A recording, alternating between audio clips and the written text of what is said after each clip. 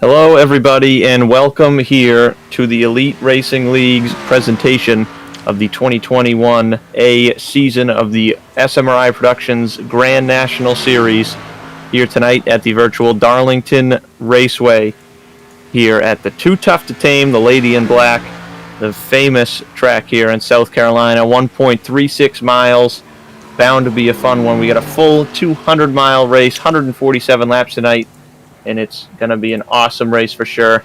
I'm Ryan Gable, and alongside me doing productions and a color commentator is Jordan Owens, and we are in store for a good one here for the Tilson 200. Qualifying has just gotten underway, about halfway through it now. Still a good group of guys have to take their times. After practice, it was Damian Leininger running the fastest lap, and he was the only driver under a 29.1. He ran a 29.074.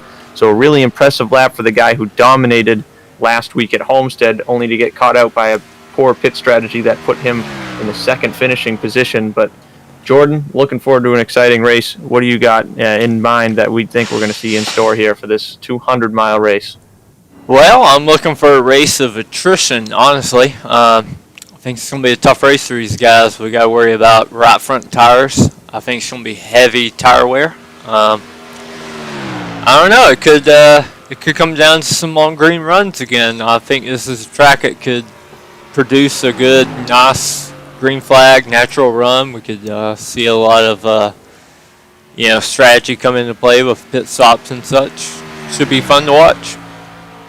Yeah, definitely could produce either or. You never know what you're going to get out of a track like this. It's not your typical mile and a half. It's a little bit shorter, and both ends of the speedway are completely different. And on top of that, this track is completely different than any other super, super narrow racing surface, and you're running right up against the wall. No, and it's almost like, in my mind, in some ways, it compares a little bit to Indianapolis. You're driving the entry of the corner, you're getting back on the gas, and then you're getting off the gas again for the exit, especially in turns number 1 and 2. So it's a very interesting racetrack to maneuver around just on your own here in qualifying, especially as we have 40 seconds to go. And right now it is Scott Crump, ran a 29.075, is at the top of the charts, which is quite an impressive lap. 1/1000th off of Damian Leininger's best lap, which he has, I believe, yet to set a qualifying lap. So we're going to have to wait and see what he has in store. Actually, he just set one out at the 29.3, so quite a bit slower than he was in practice. That puts him 11th out of 25 that have set a time right now. 36 cars here registered for the race. My goodness, Scott Crump's just been on a tear lately with qualifying laps. Yeah, he has. He was a little bit off the pace last week at Homestead compared to where we had seen him the 2 weeks prior, as Scott Crump has officially wrapped up the pole here. Only 2 cars ran a sub 29.2. 141 by Rexing and an 075 by Crump is the front row.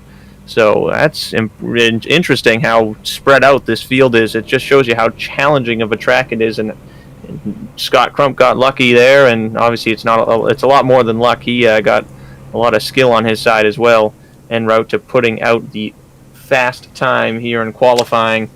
But it is the pole sitter for the third time this season, and the third time in the last 4 races. Scott Crump, he won the pole Rockingham and Texas two in a row, and on top of that, he won both of those races. Last week, it was Chris Wright on the pole and Tyler Fode with the win. And this week, Scott Crump back on the pole. So that is a very impressive run that he's got going. He's locked into the chase as we come down to the final 2 races. This is the second to last race of the regular season. So not a lot of time left before we start up the chase. Yeah, and it's worth mentioning Scott Crump won the Truck Series race here last night. So he's got quite a bit of practice going in as we bring up the grid here. Yeah, looking through the starting lineup as we all take the grid. Going to give a quick shout out to tonight's race sponsor for the SMRI Productions Grand National Series. This is the Tilson 200 at the Darlington Speedway. Also, before I mention them too much further, this is a throwback race, so you're going to see a lot of cool paint schemes. We'll be sure to look at them as this race goes through. But Tilson knows firsthand how to optimize human resources and how it can transform a business and help lay the foundation for sustained success. We have developed the systems, tools, programs, and methodologies in a lean process environment supported by experienced professionals committed to helping our clients control costs, increase productivity, and outperform the competition. So this is the Tilson 200 at Darlington. I want to thank them for coming on board here for the second week in a row as we get ready for this 200-mile race. And this is up there with the longest race of the season. The longest race of the season is actually Talladega in a couple weeks' time on May 10th. That is a 202-mile race. And Atlanta is also a 200-mile race. That's the longest races that we still have coming up. The longest race of the season was the season opener at Daytona, the 300 miles there, 120-lap race. That's a full-distance race compared to what the Xfinity guys usually run in the NASCAR Xfinity Series. Yeah, it's going to be interesting to see this thing play out. We got a lot of heavy hitters up front here.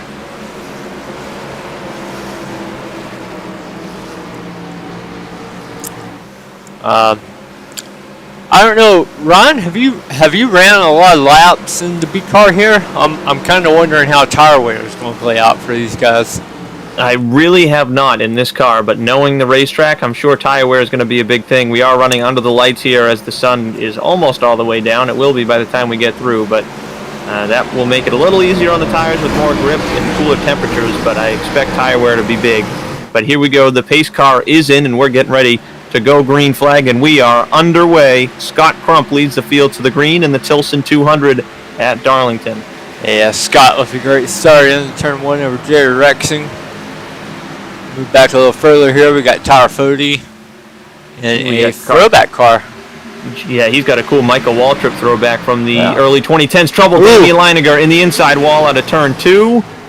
This track, I've noticed, as this caution does not come out, is very tough on cautions. If a car spins to the inside, just like Damian Leininger just did, you more than likely will not get a caution. And Damian nosed in the wall really good, so he is hurting early. Yeah. And that is, I believe, a Alan Kulwicki throwback that has some heavy damage to the nose, but Scott Crump continues to lead over Jared Rexing. Yeah, there goes Damian. I know he was looking forward to this race. Yeah, he was, especially after the success he had at Homestead last week, being the fastest guy in practice. That's a tough start. Not sure what happened there. I'll have to look back real quick. It's unfortunate. Hopefully he can ride around and make the most of this night. Well, he has Erskine to look forward to after this, so it's not completely over for him.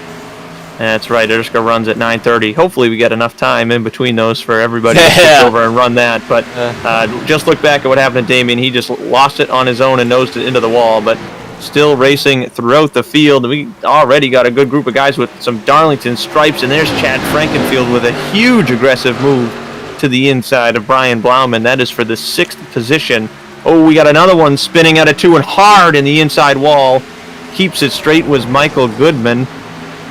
Oh, we got cars scattering all over the place to avoid him off the pace in the middle of the track. He hit the wall hard. He never spun it, though. No caution. Yeah. And I spotted that car when we were gridding, man. Love that old Kenny Irwin? Kenny Irwin or Joe Nemechek. Either one. Yeah, not sure exactly who he was aiming for, but that is one of my favorite paint schemes of all time. Yeah. The old Bell South car. He's got Last Car on the hood with Brock Beard there, who produces really cool content on YouTube and whatnot. Agreed. I love that paint scheme. You did a great job with that. You know, these early wrecks, they bring up one thing we should cover. Being cautions, it's going to be difficult to actually get them because a lot of these guys, if they spin off the track under the apron, a yellow is not going to come out. Yeah, that's exactly right. I mean, you're going to need the car that spins to come back into the field to get yourself a caution. So, unfortunately for the guys that wanted one there, that were involved, especially who wanted a caution, they did not get one. But I think we're bound to see them. But right now, the field has filed out single file, and it's just going to come down to now who saves their tires the best, because we're going to see guys charging through the field as the run goes on, because it's all about maintaining gaps and saving tires right now as everything cools down. Yeah, Scott Crump, he's got off to a great start. He's done a really good job this season of maintaining his pace when the race starts. Yeah, he definitely has. Obviously, he has the short run speed. He has the hot lap speed, but he has backed it up time after time that he can last on the long run. Of course, this track is really tricky here at Darlington, so we'll have to see if he's able to do it. Yeah, Jared Rexing closes in on him a little bit. And Jared's no slouch. He runs in our Cup, our Xfinity Series here. I believe he runs an IndyCar as well. Like he knows what he's doing behind the wheel. Yeah, he definitely does. He's a really, really talented driver, is Jared Rexing. Have to see what he can bring to the table tonight. He's only part-time here in the SMRI Productions Grand National Series. He's run a couple races here and there with some strong runs, as expected out of Rexing, as he moves to the inside of Scott Crump now, who has 2 wins on the season and has been full-time. And, oh, man, it's just so tight around this racetrack. He's got the bottom line, but he's not going to be able to do anything with it. You can dip those left sides onto that double yellow line a little bit, but not too much. And look at that. See how much time he lost running the bottom. Here comes Fody to the inside in 3 and 4. And I don't think he's going to be able to get it done either, as this top line is going to be strong. Rexing's going to get a good run on exit and clear him. Also a battle behind these guys. Sherman tried to make a move for 4th on Tooker. He didn't get it done. They're going to fall in line, so nothing changes throughout the field, but guys trying to make moves, that's for sure. Behind them's Chad Frankenfield, who, he's had a couple of rough races here. Hadn't been up front, hadn't had track position, so it'd be interesting to see if he can be a major player here tonight. Another guy who is part-time in the Xfinity Series, or rather I should call it the SMRI Productions Grand National Series here in the Elite Racing League, is Marcus Fruchtinek. He's run a couple races in this series as well as in the Cup Series. He's run a good portion of that schedule with some success. He's a really good driver. He's driving a really cool Ted Christopher throwback with Waddell Communications on the hood. They supply a lot of teams their radio equipment for race weekends. He's up here from the Northeast where I am, and they helped us out. I work with the Speed 51 team at the Icebreaker at Thompson over the weekend, and Waddell Communications really helped us out, supplying us with radios and whatnot, and walkie-talkies and everything to help communicate as a team. So got to give them a shout-out on the hood of Marcus Fruchtinek's Chevrolet Camaro. He's running 7th right now. And Marcus is a super fast driver. I know he doesn't show up to every race like you said, but every race he does show up, he's a top 10 contender every time. Yeah, he does a lot of racing on the official side of things, which I try to as much as I can. Now that I've gotten involved, we do have a caution, but he is really, really strong on the official side of things as well. We do have a caution. I'm trying to find where. It might be Brent Jones. I'm seeing him in the pits. I think it might have been the 89. Was running 33rd. Already had picked up some damage, some Darlington stripes. Yeah, I was backing up. I think I missed it, but we're going to take the Stay Tuned Sports replay here, and it is Brent Jones. Yeah, out of turn number 2, he got out into the wall out of 2, that's where the Darlington stripes are made, and he tore down the inside wall, and he hit the inside wall hard enough it bounced him back into traffic, which triggers the caution. So for y'all wondering, not much to see here. Single car by himself, but here's Brent Jones. Gets the wall a little bit. Gets the inside wall a lot. And that'll do it.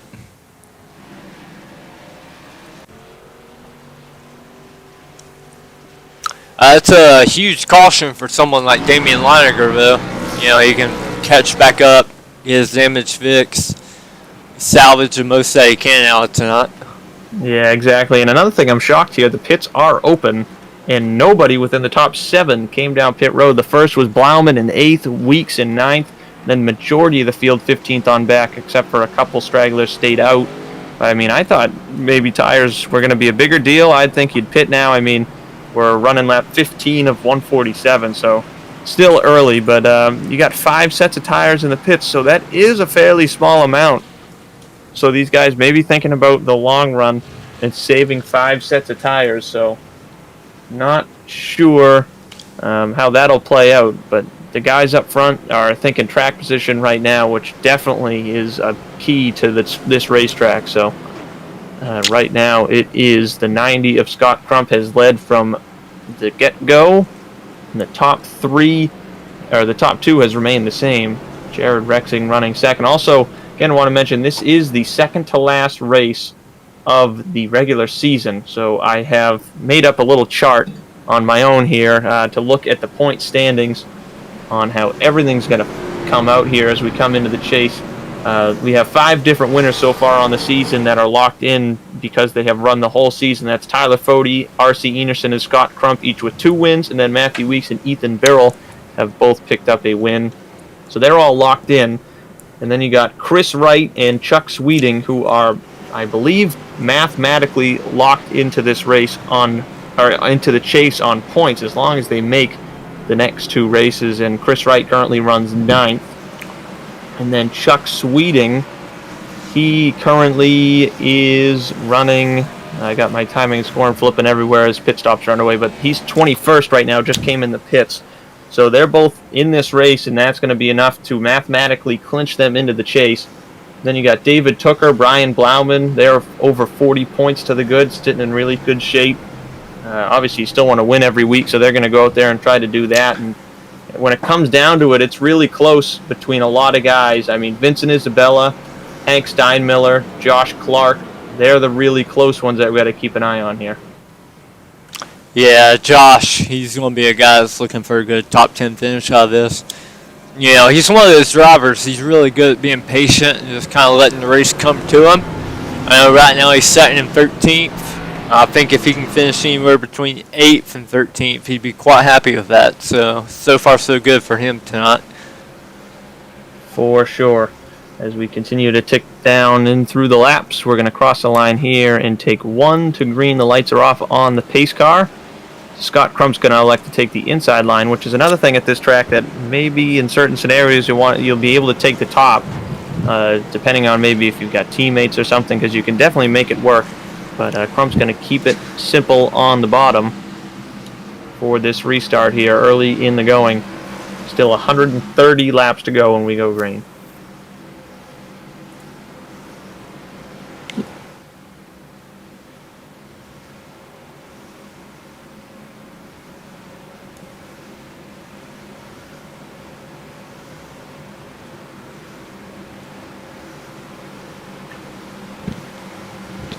And unfortunately, again, on the chase scenario, is Damian Leininger is the first guy outside of the chase coming into this race, 16 points out of the tie for the final position, which is Vincent Isabella and Josh Clark.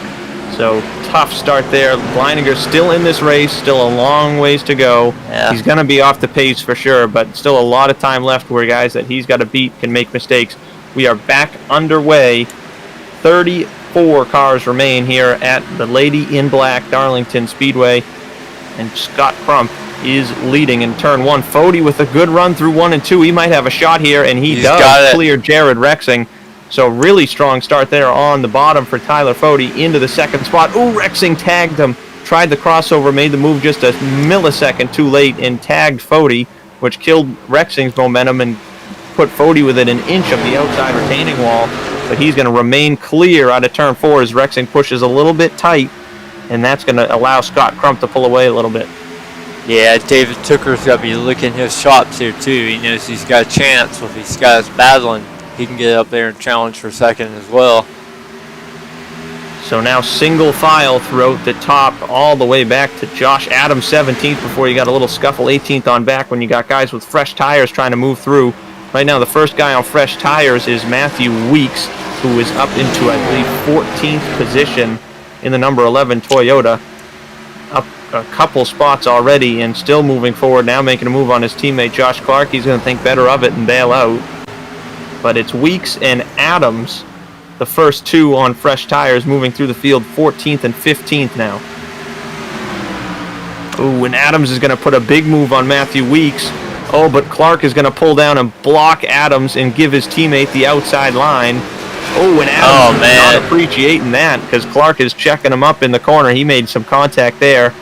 Oh, and he might show his displeasure here. Not happy at all with the way Clark defended himself and his teammate. So Weeks is going to get through. Adams now is going to follow suit. Definitely not happy there is Josh Adams. Yeah, that's what's going to happen with teammates. Yeah, that looked like something that was orchestrated, and Josh Adams just happened to be in the mix and got the worst of it. Also wanted to mention Michael Goodman there, who was in an accident early on. We saw him hit the inside wall, not bring out a caution. He's 13 laps down, back on the racetrack. But with the best-looking car on the track. Yeah, and Tyler Fody in the wall. Yeah.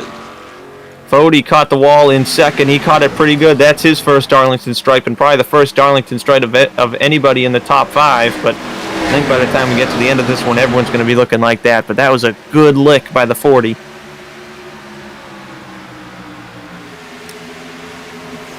Rexing following them closely here. It looks like Rexing also has just a little bit of right front damage, so he has also caught himself a Darlington stripe. And it's worth mentioning, most of these guys are going to get some right side damage tonight. It's just part of racing here. Unfortunately, I don't have the patience or time to start a Darlington stripe counter like I believe they do, or at least used to in real life. All right. But yeah, we did not hire someone on our productions team to sit there and look at the turn 2 wall all night, unfortunately. So it's going to have to look at who's got damage and how many times we can catch him hitting. Oh, trouble! Back of the field, Chris Wright is around, and he somehow keeps it off of anything. He got turned into turn number 1, and I don't know how on earth he didn't hit a wall or nothing. That car is spotless. Ooh, there he is. That was a 69 of Chris Wright into turn 1. Is there a caution here? Tommy scoring's not showing one. Yeah. Caution flag is out, yes. Sometimes it takes a little bit for our timing and scoring to catch up, and I was a little confused. I was like, okay, a car is sideways on the track. Where's the yellow at? It does sometimes happen at Darlington, but this one was right in the middle of the racetrack, and it was the factor of fresh and old tires. Chris Wright got out of the gas early, and Adams did not see it coming. He was flying into turn 1 on fresh tires, and Chris Wright was not, because he was on old tires, and he got run over into the corner. That's kind of just what happens on these fresh versus old tires, but I got to say, Chris Wright is lucky because he was sideways in the middle of the track and did not get hit by anything or did not hit any walls, so lucky break there for the 69. If you look here, Chad Frankenfield staying out. Looks like he's going to get the lead. He hadn't pitted yet. Scott Crump also stayed out. Scott Crump. Yeah, you're right. He did. So I'm sorry, I missed him. Everybody has come in now except for your top 2, which is now Crump and Frankenfield. Frankenfield's got some right side damage. He's caught himself a Darlington stripe, and then majority, looks like everybody that came in on the first caution stayed out on. They got about 10 green flag laps, 9 to 10 green flag laps on those tires. So we'll see how they can hold out, but already only 26 laps into this race, and we have 3 completely different tire strategies. Yeah, and we were covering Matthew Weeks earlier. He's running a Elliott Sadler throwback. A lot of you all may not remember the pink car he ran with One Main Financial. That's what this throwback's for. Ah, that's what car that is. Yeah, the same thing. And you said Elliott Sadler, and I still didn't ring a bell. Yeah, his stepmother got diagnosed with breast cancer a couple weeks ago, and that's why we're seeing the pink car and the SMRI Productions pink logo there. All that's in support of her. Just want to kind of give a shout out for that. I know it means a lot to him, a lot to his family. Definitely love to see that. I want to say he ran that scheme at the Talladega October race is when, or the Talladega Fall race is when usually the pink paint schemes come out, or around that time. Maybe it was a Martinsville race or something, but around that time period is when you see those pink cars, and I do remember exactly that paint scheme, so that's a cool throwback. Also, Gerald Campbell in the 31 is running a Terry Labonte throwback, the old Hendrick Motorsports number 5. Can't mistake that one. Yeah, it looks good. Right now. 2003, baby. Took the checkered. That's right. You gotta love this. Just seeing some of these guys with some throwback cars is just awesome. Yeah, it definitely is. Definitely really cool to see. While I'm thinking about it, mother-in-law, not stepmother. There we go. Got it right on Matthew Weeks. So, now we'll bounce around. Let's see. We got any other good throwbacks we want to look at while we're under caution? Got Brandon Key running 8th. I'm seeing a pretty obvious throwback. Yeah. Now I'm looking at Zach Evans as well, who's running 10th. He stayed out. He pitted on the first caution. And I don't know. I feel like I recognize that number, that font, but I couldn't match it to a name. That number 6 that Zach Evans is throwing back to. Yeah, I think Chad posted that right before the race, but I couldn't put a. That's going to drive me nuts. I think Darrell Wattrop did a throwback to this guy back in like 1998. I can't remember who it is. I'm going to look here through the Twitter real quick, see if we Yeah. can find out. Yeah, Oh, it's here on. it is. It is a throwback to Tommy Houston. Yes, I wanted to say Thomas, but I knew I wasn't right. There you go. It's a good-looking paint scheme. Looking at Yeah. the real thing, it's really well done. Of course, we got Jared Drexen back in 11th. He's in a throwback scheme every week, though. That Nesquik car. Yes, Which is a a little Jeff Green throwback yeah, there, Jeff Green all day. which he could not make it to tonight's race, unfortunately, but we are getting ready to come back to the green flag. We got 28 laps complete at the stripe. And Scott Crump has led every lap, but now he's got a lot of fresh tires right behind him. Big stack up on the restart. Major stack up through the field, and they finally spun. Mark Keeler is in the inside wall with the 51 of Harrison Talon, but no caution is going to fly. Now it is. It is because we had another car come through. We had some slow cars back there, but Yeah. that stack up went elastic band all the way through the field and finally caught Harrison Talon and Mark Keeler in the rear. Yeah, I was trying to keep it up front, but since we got the caution, we will go back to it. The Stay Tuned Sports replay here. Let me speed it up a little bit. Let's go ahead and take a look here. This is coming to the green here. You'll see them stack up as they take the green. Yeah, Crump had a consistent speed coming to the green, but he waited and some caused net some guys code to there, try to too. jump it. Yeah, unfortunate there. Tore up Keeler, tore up Harrison. Yeah, Harrison's the teammate of mine. I know he'll be very disappointed with that. One guy who was running up front, who I'm assuming stayed in the pit stall to fix his damage, who barely missed that, was Tyler Fode. He was running up in third before he got caught out with this pit strategy here and fixed some damage. Now he runs toward the rear, but caution out. A couple guys jumping in. Actually, a couple guys throughout the field got some heavy damage, including David Tooker, who qualified third for this race, is in the pits. You can see the nose of that Toyota Supra is knocked in pretty good. Also, the back bumper of Josh Robbins' car is smashed in. Those two may have met ends in those cars. Michael Daniel Martinez with some pretty heavy damage. It's unfortunate for Dan. I know he only runs our Xfinity Series. He actually doesn't run Cup. He occasionally runs part-time. So, you know, Monday nights are his big nights for us. So caution flag number 3, 31 laps in. That one immediately on the restart. No EOLs have been given for that one. Every single car is still in the race. Brent Jones is actually getting a lucky dog here. He is 13 laps down, so hopefully we don't see enough cautions for him to get back on the lead lap. Sorry, Brent, but 13 cautions is what he needs, and hopefully we don't get that. He was involved in an incident earlier. Same with Michael Goodman, is 16 laps down, running 36th, and we had 36 starters here tonight. Yeah, if he gets back on the lead lap, we'll know something's going on. We'll have something to worry about. Yeah, that's for sure.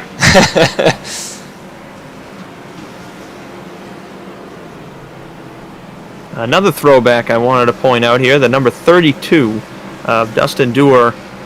He's running 20th right now, came in with the majority of the field there on the most recent caution before this one. That's an Adam Petty tribute there.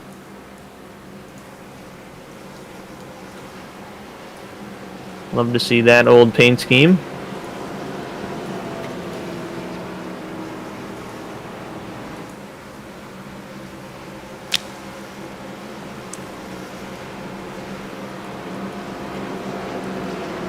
I wonder what Scott Crump and Chad Frankenfield are thinking as far as tires go. I know they haven't pitted yet. Yeah, that's an interesting... I mean, they're going to have extra sets definitely at the end here because everyone has already used a set of tires except for them. So, I mean, the only problem is these guys on tires, we get a run of a couple laps, I think, even though track position is very important. Crump will be passed by Weeks or whoever gets to him next, so we'll have to see how that goes for him. So I am not sure how it's going to work out. Also, Josh Adams came down pit lane. I think he was running up front. Well, he for sure was at one point, but he came down the pit lane there in that most recent caution. So now he is outside the top 20, running 22nd as we take one to green here.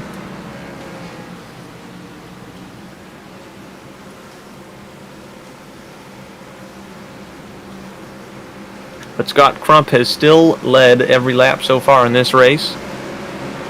Looking for what would be a season high out of anybody here this season, 3 wins. He's currently tied with R.C. Enerson and Tyler Fode with 2 wins on the season, which also R.C. Enerson, I'm not seeing his name out there, couldn't make it tonight. I believe he still has made the minimum amount of starts to where he'd be locked in, and I think even if it wouldn't matter, because he is, I think, like second or third in the points, so even if he doesn't, he'll still make the chase on points, even if he doesn't make the minimum starts, which I think is missing 2 or 3 races. But we are back underway. Crump is gone again into turn 1. Chad Frankenfield, though, is going to be busy here with Matthew Weeks. He's going to chop his nose off into 1, and we're wrecking already in the back. Oh, what a save by Marcus Frucknick, but everybody is scattering on the apron. This track looks like it's about 30 lanes wide at the moment because we got cars everywhere scattering to avoid Marcus Frucknick, who made an unbelievable save into 1 and 2. He got tagged by someone and held on to it. Dustin Dewar did a half spin and saved it, but man, we had guys all the way to the inside wall because that looks like a 100% for sure crash getting ready to happen. They all saved it, remaining green. Yeah, it looks like Brandon Key got into him, Jared Rexing a little bit. They did a good job to keep that going. That could have been huge. Battle for second is still on. Frankenfield still holding on to the position over Matthew Weeks. Scott Crump trying to run away while he can. Weeks to the inside into turn 1. He might have his shot right here. He does. Chad's going to let him go. He's going to get off early, and Weeks is up to second. And now time to run down your leader, Scott Crump. This is reminding me a lot of the race at Rockingham a few weeks ago when late in the race Crump had old tires compared to Matthew Weeks, and Weeks was not able to run him down and get the win late in the race, and Crump held on for the victory. Of course, very different circumstances here. This is early in the going. Weeks has all race long to get around Scott Crump, and right now he's got the big advantage of tires as he tries to reel in the leader. Yeah, Weeks says this is his favorite and best track as well, so I actually expect him to be able to go around here and take the lead, especially on fresher tires. That's definitely a good thing to know, as Weeks is still looking good. He qualified 9th and came in the pits on the first caution, so his tires are 14 laps fresher than Scott Crump's. But to the inside comes Weeks. He might lead it at the line. It's going to be dead even. At the stripe, it was Crump by 3/1000ths of a second, but give it to Weeks into turn number 1. He is clear and to the lead. That is your first lead change tonight at Darlington. And that's to be expected. Not only, I know Matthew says his favorite track, but we also got tires to put into account here. So there's about a 15 lap difference here in the tires that Matthew Weeks has as opposed to Scott Crump. So he should be faster. That is for sure, and the battle is ongoing from third on back. Frankenfield has actually reeled in Scott Crump. They are on equal tires, have yet to pit. Gerald Campbell is dirt tracking it behind these guys, but man, look at this. Chad Frankenfield to the inside of Scott Crump. These guys are on the original set of tires they started the race on. So this is an interesting battle, but at the same time, it is clogging up the track for poor Gerald Campbell, who is on fresher tires, the same as Weeks. He's going to push Crump on through into second, and he's going to get pinched into the wall on the outside of Chad Frankenfield there. He's getting all upset with this dirty air now, and Chad's going to, Chad's going to chop his nose off on exit. Gerald seems all sorts out of control here. Guys are on. Trying to chop down. Oh, but Riggs is there. Man, this is just an absolute mess of race cars from 3rd through 5th and 6th now. Look at Chad Thornquist in the 92 running in position number 6. He's going to get under Gerald Campbell, who gets into the wall. Can he clear him? He's going to force himself up there as Campbell continues to slide around. Ooh. Now Brian Blauman to the inside. They're 3 wide into turn 3. Wow. There's some fantastic racing going on here. Yeah, Gerald Campbell's getting ping-ponged around here as Rexing goes by. He's now the first car on the freshest tires of 16 laps old, now 17 laps old. He is the first guy on that newest set when we saw a lot of cars come down pit road. So he's flying through the field right now. Next one behind him is Hank Steinmiller, who's in the number 63, running in 9th. As Rexing now is on the inside of Thornquist for 5th. Thornquist holds his own up on the top. Yeah, Thornquist is putting together a pretty good little race here to start. Yeah, he's on the same tires as our leader Matthew Weeks and 4th place driver Tyler Riggs. Rexing is on fresher tires than everybody within this top 6. He's going to go to the outside of Riggs.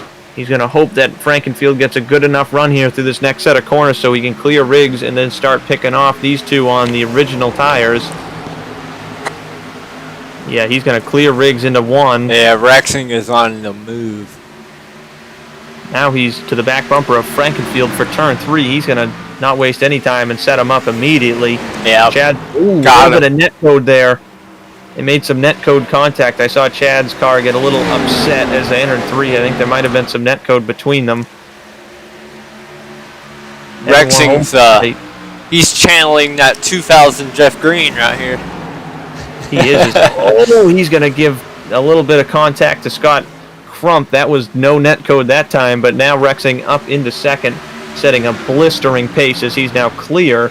But at the same time, Matthew Weeks has pulled over 2 seconds on the field as these guys have gone AWOL back here. As now Chad Frankenfield has passed Scott Crump, and they're on equal tires to each other. So that's a very important pass right there as Frankenfield moves up into 3rd. Tyler Riggs is going to follow. Yeah, while that's going on, I got on Matthew Weeks here. He's just running the race by himself, just taking care of his stuff. Yeah, definitely having a good run for himself right now. Looking for win number 2. Got win number 1 when he led every lap at North Wilkesboro from the pole in that caution-filled race. Now trying to do it at the other throwback track here at Darlington. Yeah, moving back here to 3rd, we got Tyler Riggs lining up Chad Frankenfield. He's got Hank Samuel right behind him. Yeah, Hank is on the same tires as Rexing, and Hank is having a good run right now as well. Someone who needs a good points night to hang on to his position in the top 14 in points to make the chase. He flies right on by Riggs, and now he's lining up Chad Frankenfield. These two have a bit of a history, and they came close to continuing that history out of turn 4. Hank Steinmiller is going to clear himself into turn number 1 over Chad Frankenfield. Yeah. So that move is going to pay off, though, for Hank Steinmiller. Got to be aggressive around here. You really do. You can't waste time getting stuck behind people or stuck next to people. But Hank Steinmiller up into 3rd, and he is moving through the field. That Navy paint scheme again. We've been talking about these throwback schemes. I believe is inspired by the mid to late 2000s Dale Earnhardt Jr. car, the Junior Motorsports 88 in the Busch and Nationwide series. That was run by a couple guys, including Brad Keselowski. Scott Franquist about took Chad Frankenfield out there. I saw that one into turn 1. And then we got the next guy on the freshest set of tires of 24 laps old now. Whoa! Frankenfield is pitting. He dives it down into this extremely hard pit lane to get to. Not sure what the call is here. He may be low on gas. I mean, we've done 49 laps. I assumed you could do more than that, but Chad has decided to throw it down the pit lane. Yeah, I know with the cup cars you can do about 65, so I would assume 60. Yeah, I would assume somewhere in that close ballpark. to, if not the same, as we got crazy battling back here around 10th with Gerald Campbell just tore down the wall at a turn 2 again. He is still struggling, and he's got a ton of cars bunched up behind him. Now he's in the wall again out of turn 4. And got, oh man, a gaggle of cars when they go by him. Yeah, this is an absolute hornet's nest. Thomas Sherman. Vincent Isabella's next. Sherman's a little tied up there. He's going to get him, though. Well, yeah, there we go. Ooh, Clark in the wall pretty good out of turn 2. Fode's going to dodge him, get around. There's Clark. Fode's gotten by. Can't know if player's looking next. Looks like Campbell might have got the wall again. I saw some sparks there. Here's that Nick Massey going under him. Robin. Yeah, this is a tough spot to be in. Now got to jump back up to the leaders here. We have a battle brewing. That 2-second gap is now down to 0 as Jared Rexing on the back bumper of Matthew Weeks. You can see this, only 10 lap fresher tires, and that includes caution laps. Yeah, I was going to say, difference it made. To be fair, Rexing's on fresher tires, but to make up that gap, it's not just tires. Rexing's bringing his A game tonight. And running faster than all these guys, lap after lap, has been Hank Steinmiller. So we'll see if that can change, but let's see how big of a fight Weeks can put up here. As long as he holds that top of the line, he might be able to hold off Rexing for a couple laps. Oh, but he had to check up big time on exit there. They drag race across the stripe at the line that time. Weeks led the lap, but he's going to bail out and give it to Rexing here. Now Jared Rexing becomes the third different leader here tonight at Darlington in the Tilson 200. Yeah, it's good to see Hank running up front too. He's had that monkey on his back here pretty much all of our Grand National Series and Cup Series. Ooh, Rexing got the wall through 3 and 4, barely, but it was enough to check him up and give him some more damage to the right front. The only thing he's got going for him is most guys are going to have that too, so as long as he keeps it clean here on out, he'll be okay. Also, I completely forgot to mention, we do have, since this is a full-length race, we do have stages, and at the completion of lap 45 was the end of the first stage, which was won, and there's no stage cautions obviously, but we do have stage points for the top 10 at the completion of 45 and 90. At the end of 45, the leader and stage winner was Matthew Weeks.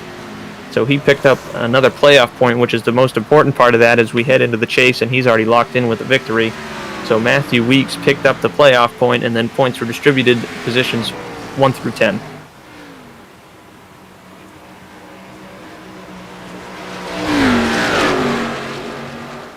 Hank Steinmiller has reeled in Matthew Weeks for second.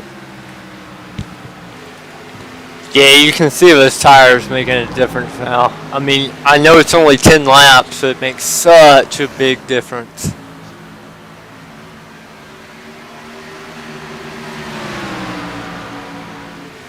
Here comes Hank to the inside into turn number 3. He's going to have it probably pretty easily here. Just got to play it safe as Rexing has not pulled away too much from these guys, but he's going to start to once they get side by side. Weeks holds on to it now for the time being. Also want to mention Chuck Sweeting up into 4th. He's also on the tires that Rexing and Hank Steinmiller have. And he has a clean-looking race car right now, that number 75. As Steinmiller moves up into 2nd into turn 3.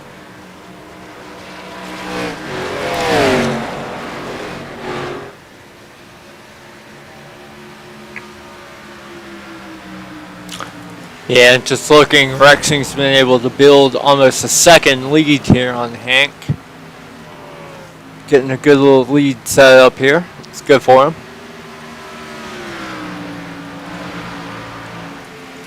We'll see if Chuck Sweeting can track down Matthew Weeks. Yeah, he should be able to here. He's running lap times about 3 or 4 tenths a lap faster Dan Matthew Weeks. He obviously took a little more time to get through the traffic in the field of older tires, but he has gotten there. Also, Chad Frankfield came down pit road under green, as well as David Tooker, who is now 14 laps behind. So obviously major problems there for Tooker in the number 19 Toyota. Both of them are back on the racetrack.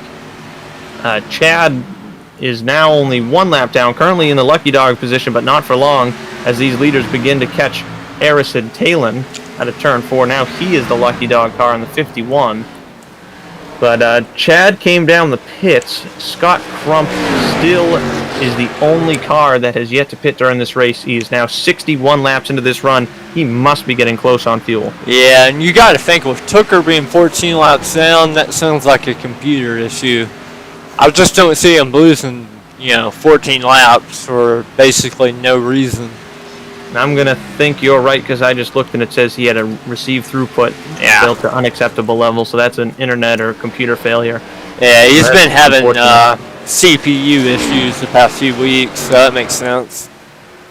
I also want to mention Zishan Dura didn't get to mention his throwback before. He is now out of the race, finishing 36th in last position. He was running, he's in the 0-1 car. He was running a throwback to a scheme that is still kind of run to this day.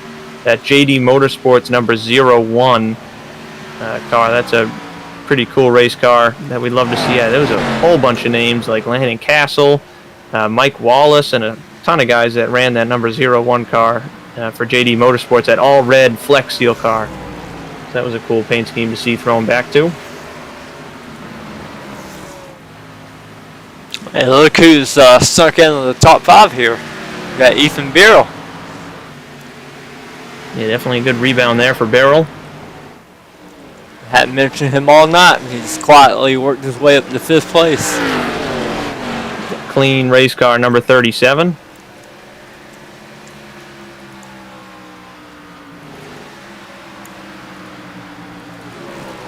That's good to see. It's Hank gaining about 0.2 of a second. He was the fastest car on the track that time by, ran a 31 flat to a 31.2 for Rexing, who was leading. Yeah, half a second back, probably about 3 or 4 tenths now, just looking at it on camera. Now, he can probably get there, but will he be able to pass him is the real question as we complete 65 laps of this race. Yeah, I was just about to comment. It's really good to see Tyler Riggs having a good run here. Up in the top 10, running 6. He's had a pretty rough season so far. Yeah, he definitely has. He is 51 laps on his tires compared to the 40 of all these other guys that have made their way past him, but still running a really solid position number 6 right now. Here's Marcus in 7th with Thomas Sherman behind him. Sherman's gaining, going to make a move here, it looks like. Yep. Caution flag. Caution flag. Oh my goodness, a pile-up on the front straightaway involving Brian Blauman, who was running within the top 10, or at least close to it, and Mark Keeler, who was a lap down, I believe. Let's see what happened here. Oh, it was ahead of them. They were 3 wide, putting a car a lap down, and Scott Crump has been taken out in this one as well. Yeah, not taken out, but heavy damage. I got the stay tuned sports replay here. It does look like. You'll see here, I'm following Bauman. They get 3 wide. Yeah, Harrison tough Talon. Situation there. Yeah, that's tough. Blauman had nowhere to go, but Keeler was on the apron, and Harrison really couldn't check up, so he was forced to go in the middle 3 wide, and they got into each other and came up in front of Scott Crump, who is heavily damaged in the nose. And Brian Blauman spun and got in the inside wall, having to avoid. He has heavy nose damage as well. And that is a huge break for Scott Crump, who never, well, it was a huge break if he didn't get damaged, but he did 67 laps that run. He did not pit until now, unfortunately with damage, but that would have played out all right if he had been able to save all that set of tires, but unfortunately it's not going to work out with the damage and all the lost track position on top of that. That's impressive to see that you can do 67 laps albeit there were some caution laps. So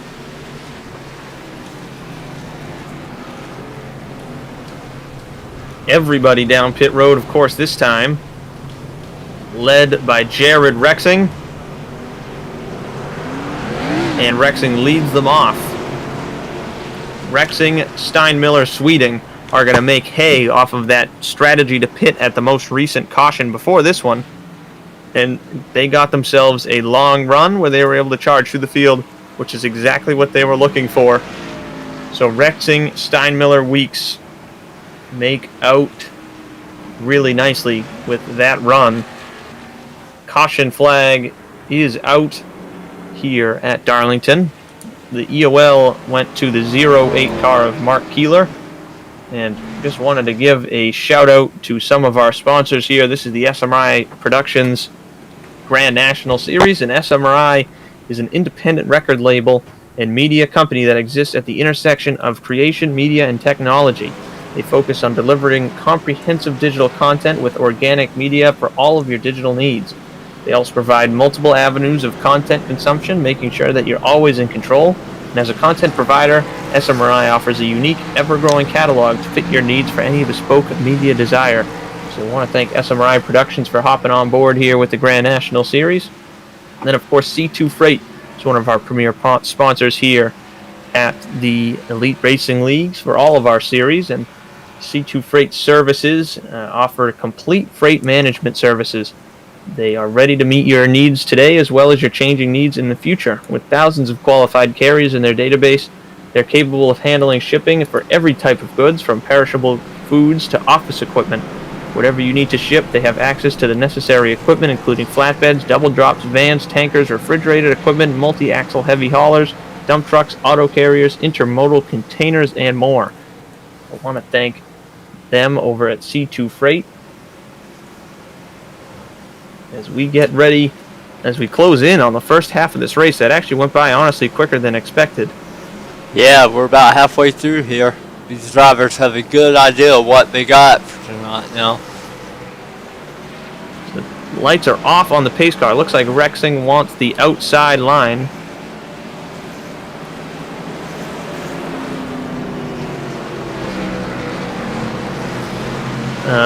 So Jared Rexing is going to be the leader on the outside. He'll be the control car. I usually, when I am in these races, I turn off the driver chat, but I leave the officials on and race control so I can hear EOLs and important things like that. And the number 90 of Scott Crump must not have been happy about what happened there with that accident, because his chat has been muted for the remainder of the event. And it was made clear that they're not happy about whatever he said. Yeah, Scott has a tendency to be a little angry on chat from time to time. Yep, and I guess it happens sometimes. I mean, it's understandable at times, especially when you probably had a really good car as we go back green, and got taken out, unfortunately, by that situation. And on top of that, just bad luck with pit strategy and the way the runs fell out. He got stuck in the rear of the field and got involved in someone else's mess. But Jared Rexing clear through 1 and 2. Weeks gets up to second, benefiting from the outside line control car of Jared Rexing. Steinmiller falling to third. Sweeting in fourth, and they're side-by-side. Riggs in barrel for fifth. Riggs is going to back out of it way early and give Barrel a big run on the outside into turn number 3, and he is clear into fifth position. Riggs way down on the bottom. Fairly slow compared to these guys, but he's found himself a gap behind Chris Wright, who is going for the spin and win here. He's up to P7 after spinning earlier in the race with contact with another car that sent him around. No damage on that number 69, though, as he's up into 7th. He's currently the highest car in points without a win as well, and locked in mathematically on points to the chase. So Chris Wright, another solid run right now in 7th. Yeah, we know Chris Wright brings the pace every weekend, and like him and there's Nick Massey in 5th. They're almost always together on track too. Also got to mention, I didn't even notice this till just now, Damian Leininger, whose nose of his car is destroyed, is in the top 10. Great comeback run so far. Yeah, he's definitely down on power, but hanging in there better than I thought he'd be able to. Barrel up to 5th around Nick Massey.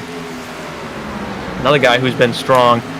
And I stand corrected on what I said earlier. Nick Massey having a strong run here, though, for sure, in the 48 car. No, actually, it is him. So Chris Wright is the highest in points without a win. I thought maybe it was Nick Massey, but it's not. It's Chris Wright. Nick Massey, though, does sit 24 points to the good, 11th in points. Another good run coming together for that 48 car. Tell you what, Jared Rexing's got some speed tonight. I really thought Matthew Weeks was going to be able to get up there and challenge him once they were on the same tires. Yeah, now that everyone's back on the same tires, it's impressive to see Rexing pulling away. He's going to try and maintain that gap. We'll see if Weeks is saving anything here for a long run. We'll have to see what happens there, but definitely looking strong right now is Jared Rexing. We'll see if Weeks has anything for him, but right now it doesn't look like it. Back on even tires, though, for everybody throughout the field.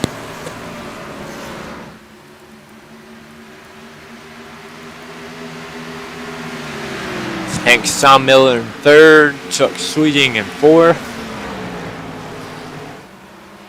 And this is a Chuck Sweeting type of track. Yeah, it definitely is. He's running really well right now, especially up to 4th. Started 27th, runs 4th. Partially because of strategy, but he's still hanging in there speed-wise. Chuck Sweeting is. Hank Steinmiller, again, he started 20th and is up to 3rd.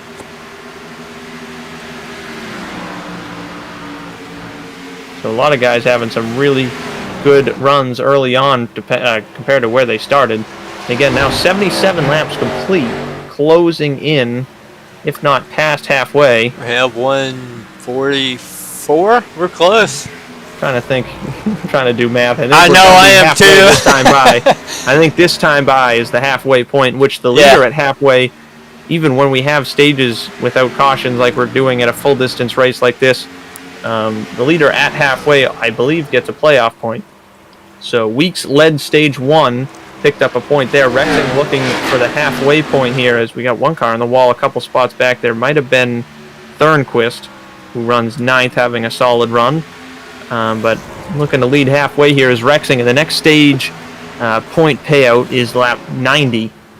So only a little over 10 laps to go now until we get to the second stage break that Rexing is not really thinking about because he doesn't run this series full time. So points are not at all on his mind, but I'm sure he's still going to push and try to win this stage and this whole race, of course.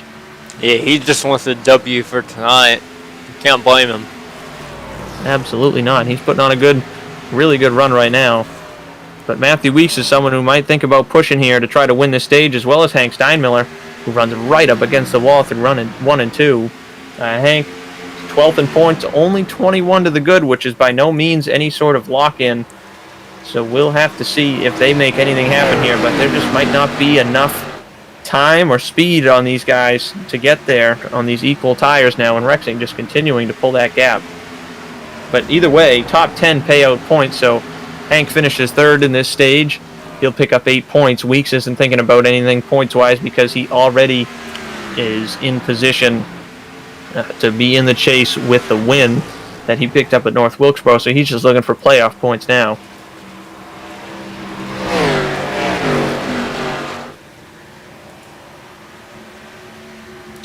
Yeah, it's pretty much single file all the way through to the top 10 or so here.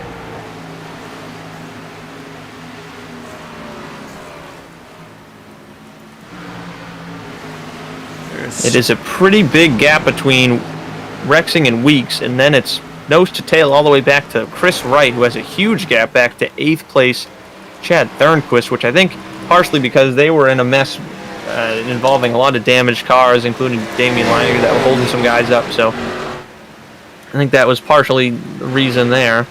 Yeah, Damian's did pretty good for himself. He's holding on to 14th, 15th here. He's probably going to get passed by Robin. Yeah.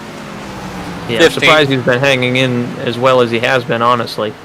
So still a potential for a solid finish there for Damian, who sits 16 points out of the chase behind Josh Clark and Vincent Isabella. I'll tell you what, we Currently got. runs 20th, and Isabella runs somewhere else on the racetrack. Here, He runs 10th in the number 2 car. here's another good little throwback. Dustin Gurr in 16th right now. Most of y'all probably recognize that as Adam Petty throwback, I believe. Yes, I think you're Yep. right. That's the Adam Petty car. That's a good looking number 32. Love these throwbacks. And then Damien, we mentioned earlier, is in the Alan Kulwicki. Ooh, as he gets a piece of the wall, I might as well beat more off of that race car. It's already destroyed. He's in the Alan Kulwicki throwback, the Batflip podcast on the hood that he runs on Belly Up Sports. Gurr got a little tot there. Yeah, he's holding off on the outside line. Also, Marcus Fruchtenick there in the 13. Oh, he got close to Zach Evans. Oh, man. What a Saves save. it. Ooh. He's made a couple Dale of Campbell. fantastic saves. Man, that was close right there, but Fruchtenick running a Ted Christopher throwback. To throw way back before my time of Ted Christopher. But that's a good throwback for modified racing in the Northeast, which that's what I'm throwing back to on Wednesday night. The old Mystic Missile modified from the NASCAR Wheel and Modified Tour. Yeah, I'm running a Interstate Batteries throwback to Bobby Labonte. Oh, there you go. That's a good classic. Pretty excited for it. It's been cool to see him. Bobby's actually been running modifieds. Yeah, the cookout car. Yeah, it's a really cool paint scheme, too, on that number 25. He was supposed to run the NASCAR Tour race at Martinsville, but they couldn't fix the car up in time. He got in an incident in one of the races he runs in the Smart Tour. But we got a battle for second brewing right here between Matthew Weeks, who's got Hank Steinmiller next to him through 3 and 4, coming to 3 laps to go in stage number 2. Hank Steinmiller wants all the points he can get here. Yeah, Hank needs them. Matthew's just thinking long run pace. Chuck Sweeting's just hoping to get both of them. Yeah, that's right. And out of all these people on this racetrack, Hank Steinmiller's running the closest to the wall with that right rear. It's really impressing me how he's been able to get so close, and I don't really think he's touched it yet. That right front of the car, at least, is clean, so if he's touched it, it wasn't hard enough to damage the right front. Yeah, he gets a great run off turn 4 here. I mean, he's going to be right on the back bumper Weeks in one. I think he's faster. It's just one of those, it's a matter of getting past the driver. He's got a good run here. Yep, there he goes. Almost got into him out of 2, but got to keep his foot in it here on the inside. He's going to make a big move here, coming to the last lap of the stage, and he's going to make that pass. Yeah, it's great execution. He's going to try and fight back, but he's got to have to worry more about Sweeting behind him. He's going to get under him. Weeks might have made a mistake there because Sweeting's going to have a shot. Yeah. No, he doesn't. Sweeting bailed out and let Weeks back up in front of him. Sweeting had the opportunity to drive it in deep to the outside, but he holds his line. That's a big move, though, as we are on the last half lap of stage number 2. Hank Steinmiller, that's going to pick him up 1 extra point, which who knows, could come down to it. Yeah. He's pretty solidly in, 21 points to the good coming in tonight over Damian Leininger, who was the last car in. But that is Jared Rexing winning stage number 2. Of course, no stage caution, so we stay green. And the last car to pick up a stage point in 10th is Tyler Fody, who fell off after hitting the wall, fixing damage, and slowly working his way to the front now. And also wanted to mention he is still trying to keep the streak alive, has yet to finish outside of the top 10 this season, and he has been in every race. Gosh, that's about as good as it gets as far as consistency is concerned. Yeah, tough thing to do. He won last week at Homestead, which was his first win since the season opener at Daytona. But of course, the streak of top 10s has been good. Ooh, Vincent Isabella just got put in the wall, and in the wall hard out of 2. He's going to spin it out. He's not going to get a caution, though, and he wants one. He is trying to bring it out. Oh, man. Oh, man, he was all over the place trying to get the caution to come out, but that was kind of interesting there, but he didn't get the caution as hard as he tried. He almost pulled right up in front of the field. Stays green. Battle is on now up here for third. Yeah. Third on back is under a blanket. We'll go back to it while we're on the green here. Yeah, you might as well. That was an interesting moment there. He got hit into the wall by the 23 of Sherman, and then wound up getting in the wall again out of 2, and he wanted a caution. You'd say that. That's painful to watch. You know he wanted that bad. Came back on track and everything for it. Even Reasoner goes low.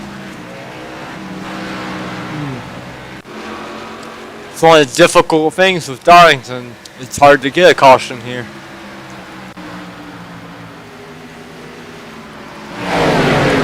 Yeah, it definitely can be, and it's a bummer as much as you want one. It's just unfortunate how that worked out, but yeah, battle back up front. Yep. 1.5 seconds from Rexing to Steinmiller, and then it's another about 1.5 seconds back from Steinmiller to Weeks, who has the whole field bunched up behind him. We'll see if he's saving enough as we're closing in on halfway through this fuel run. Weeks, Sweeting, Beryl. Well, we got Nick Massey back here. He's lurking. Good little battle going on. Another thing I wanted to mention is we are to a point where you can pit and make it to the end from now, but I would be shocked if we went caution-free to the end just because of the nature of this track. Chuck Sweeting lets Ethan Burrell by for 4th. All these guys have to pit at least one more time as well. Just throwing that out there. Yeah, one more stop for sure. You could make it now and make it to the end. Gerald Campbell actually just came in, as well as Vincent Isabella. So they may be the first to bite on the extreme short stop strategy. Still can do another 30 laps on this set of tires.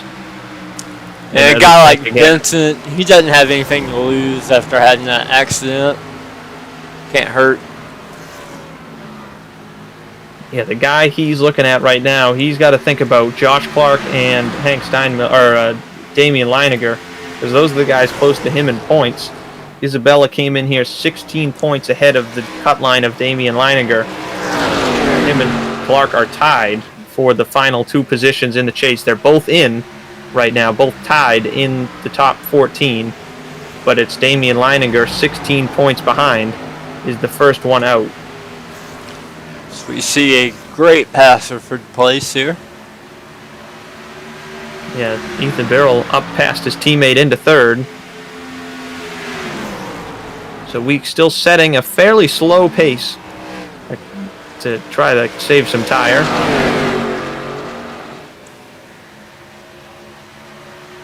And lap after lap, the lap times between the top 2 have been fairly close. Hank's running slightly faster, but not a real noticeable amount. Gap still remaining 1.3 seconds right now. Yeah, there's Hank and there's Jared, and they're both setting the pace. About Jared's got about 1.5 seconds on Hank, who's got 1.5 seconds on Ethan. Yeah, and outside of that 3-car battle for 3rd, 4th, and 5th, and then Massey not too far behind that in 6th. It is strung out throughout this field. Yeah, you get back to, you got Nick Massey in 6th. He's kind of keeping up with that battle for 3rd, and then it's just, you know, you plummet. You go 2 seconds back to Chris Wright in 7th. Chad Fernquist putting together a great race here in 8th. And then now I'm watching something back here. Yeah, go ahead. Thomas Sherman in 11th. He's going to get passed here by Vincent Isabella, who definitely was showing some displeasure with him. Isabella's on fresh tires here. Look at him running Sherman up into the wall almost down the front straightaway. And now Isabella's going to go by, but Vincent sat behind Sherman. He came in to fix damage and take tires. He sat behind him for 2 laps and just sat there, even though he was quite a bit faster as you see him pull away very quickly. He was obviously just calmly showing some displeasure after getting put in the wall just a few laps prior. Yeah, that's one thing with you, fresh tires, you're going to be so much quicker, especially in the turns. You have to be patient. You have to understand, hey, these guys are on warm tires, they're older, they're going to be slower. It's really easy to get into someone. Josh Robin has decided to make a pit stop. Also want to mention Gerald Campbell, when he came down pit road, he actually retired from the race. So Gerald Campbell is out. He was having an all right run for the most part. He was up front for a little while toward the top 10. but he is out of the race. There is only about 31 cars left in this race as we speak, and only 23 on the lead lap. So, race of attrition as expected, and I expect the same thing times 2 for the 500 miles on Wednesday night for the Cup Series, joinaps.com Cup Series. Yeah, Chris Wright just dived on the pit road. I saw some tire smoke and thought someone was spinning out, but it was just him getting woed down. Yeah, this is one of the hardest, if not the hardest, I think it might be the number 1 toughest pit road to get down onto. Just you got to drive multiple lanes down to the bottom of the track with how wide the track really is, but the racing groove is so narrow. So you got to drive it way, way down onto the flat, way down onto pit road. We've got nearly a crash happening in the back of the field because there's more guys trying to pit here. It's just a really tough pit lane to get down to efficiently. Scott Haney letting Rexon go by. Yeah, Marcus Fruchtanek just came in. Chris Wright just came out. He was the first guy from the top 10 to pit. Brian Blauman just got fenced into turn 1. I'm getting worried here for these guys pitting now because I'm seeing signs of a caution brewing. Yep. Josh Clark just tore the wall down.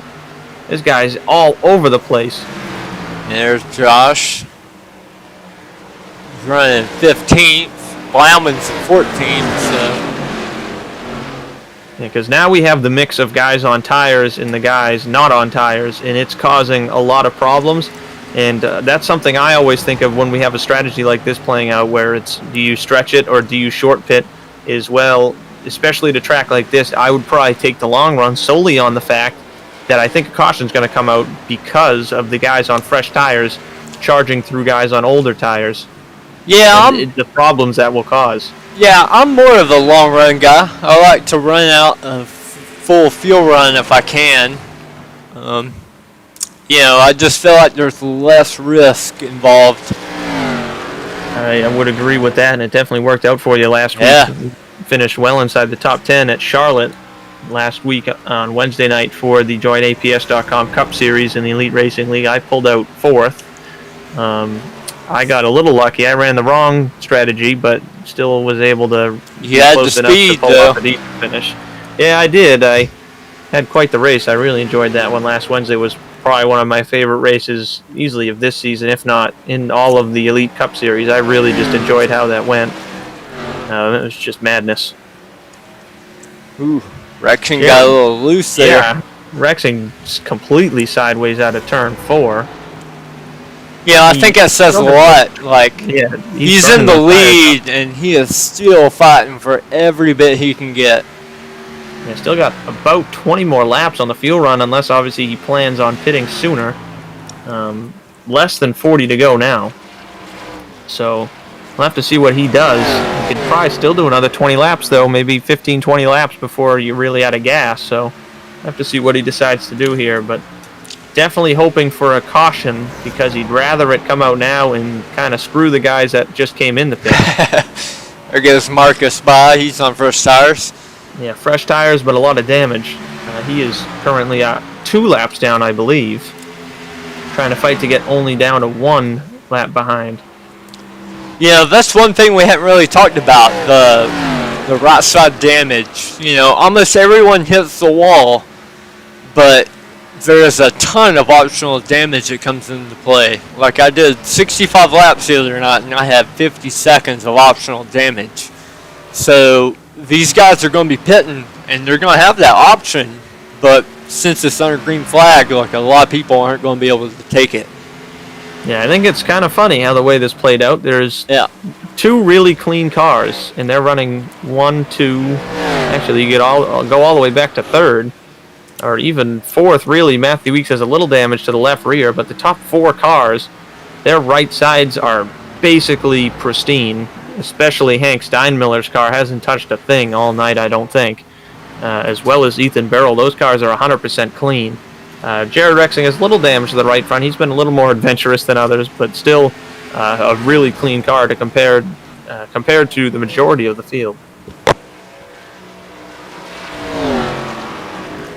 And when it comes to fixing damage, you're really only going to do it under a caution flag as well. Yeah, that's what I was getting at. Like, these guys are pitting, and they don't have that option.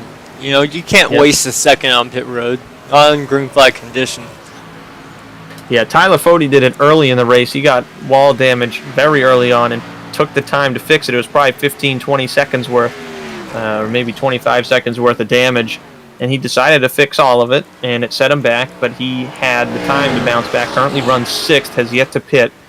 So, I mean, he's still got a top 10 finish in his hands that could very well play out, but we'll have to see how the rest of this thing goes, as Matthew Weeks has hit the pit lane from 4th. Yeah, you know, as the camera guy, I hate to keep the camera on the leader the entire time, but this is just impressive to watch. I mean, Jared's out to a 2-second lead on the same exact tires. He's putting together a very stout race tonight. Yeah, he is. Also, just a lap ago, he caught the wall. Yeah, I saw that. With the right rear, and he's got a little bit of damage to the right rear now, so that car, just a little bit more damage than it was. But, oh man, Vincent Isabella on fresh tires. Tried to pull a slide job, but Rexing didn't lift to let him go all the way, so that was almost a calamity there. But yeah. And Vincent's on Isabella up another lap. 17 lap old tires as opposed to 47 for Jared. And I'd say all these guys got maybe 10 more laps before they have to pit for fuel. Something like that. Yeah, I would say probably 10 laps, maybe 15 max. We saw Scott Crump run 67, but there were multiple cautions during that run. We have a ton of guys coming down pit road right now, though. Massey, Fody, Sherman, Leininger, Riggs, Evans, all in the pits right as we speak. So this might be the time. We got a swarm of cars on the pit lane. Ooh, and Hank Steinmiller has finally found himself his first Darlington stripe in 3 and 4. He has definitely picked up the pace and was reeling in Rexing down to a gap of 1 second flat. Yep. But he just caught the wall really good in 3 and 4. I was panning around. Here we're on Ethan Reasoner right now, who is running a 9th, putting together a great little race. Yes, he is. Also, Ethan Barrell just came down pit road. Would not be surprised if we see the 10 car of Jared Rexing soon. Oh, but here comes Hank Steinmiller from 2nd. Yep, there he is. Clean entry. We'll get back on Rexing. I have a feeling he'll be coming down soon. Not everyone else has. Yeah, I would think now that he has seen his 2nd place car, his main competitor in this race, come down, I would think he would come down very, very soon. It's in his best interest to pit now. He does not pit yet, though. It is in his best interest to pit soon before Hank makes up time on fresher tires, and then you have to be the one passing him. Which is not what you want to do here at Darlington, where it's so hard to pass. Yeah, we got Rexing, Fernquist, Durr, Crump. Blauman still out. He hadn't pitted yet. We got the top 8. They haven't pitted. And here comes Rexing into pit road, into turn number 3. He is a little wide, but he's going to get it down. He's got it up enough. That was a really, as long as he can woe it up, and he does, that was a really strong entry, rather. Yeah, that's a great entry. Now, picking up the lead is going to be the 92 of Chad Thornquist, who's been within the top 10 for the majority of this race. And he's got a sort of clean car. Yep, leads that lap. He does. Crump also remaining on the racetrack. Now up to 2nd, just trying to do something to get back the track position he lost due to the accident earlier and the strategy he pulled and the position he is now in. He'll be 2nd, Dewar 3rd. But let's look at the 10 car coming out of the pits is going to be important here. He's getting his left sides changed right now, and they drop the jack.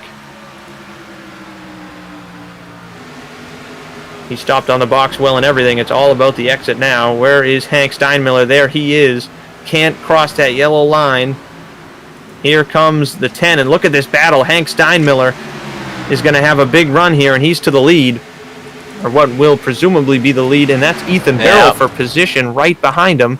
And in front of these guys is Matthew Weeks, who got the jump on all of them, hitting even sooner. Yeah. So Weeks on older tires has track position. I'm curious to see how these strategies works, being as hard as it is to pass here. Just a couple laps on your tires. Let's see if it's going to be enough for these guys to reel them in. Only 25 to go coming up to this time by. Yeah, 4 laps difference. We'll have to see how it plays out. I think Weeks might have played a good strategy here, to be honest, because look at these guys going at it. Farrell to the inside of Steinmiller. He just blinked out there for a second. I lost him. Ooh, close coming off there. There goes Sody. Ooh, Farrell's blinking quite a bit here. I kind of lost that whole battle for a second, but back to it here. Hank Steinmiller holding off Beryl. Oh, wow, Beryl's. Yeah, he's having some real problems. I just lost him for about a quarter of a second. Oh, there he goes again. Yeah, he's having some pretty major internet issues right now, but it is Steinmiller leading the charge for this 3. He's on fresher tires by a lap than Beryl. And there goes Rexing. Oh, Beryl's going to let him go. That was a real gentleman thing to do. He would probably rather see Rexing go ahead and battle Steinmiller, knowing that Rexing has the freshest tires out of the 3 of them. Yeah, and Beryl probably knows he's having computer issues right now and isn't trying to, ruin the race for someone else. He's pretty complimentary when it comes to things like that. He's been having computer issues, I'd say half the season, really. Yeah. So now I'm looking through the field to see who is the first guy that can make it to the end, and I'm trying to figure out how this is going to play out. I think I know who it is. It's Chuck Sweet. Yep, yeah, I just panned to him. There we go. Chuck in 7th place right now.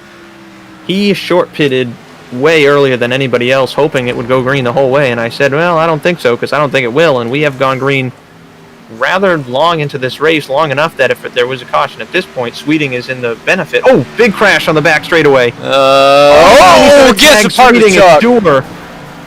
No caution.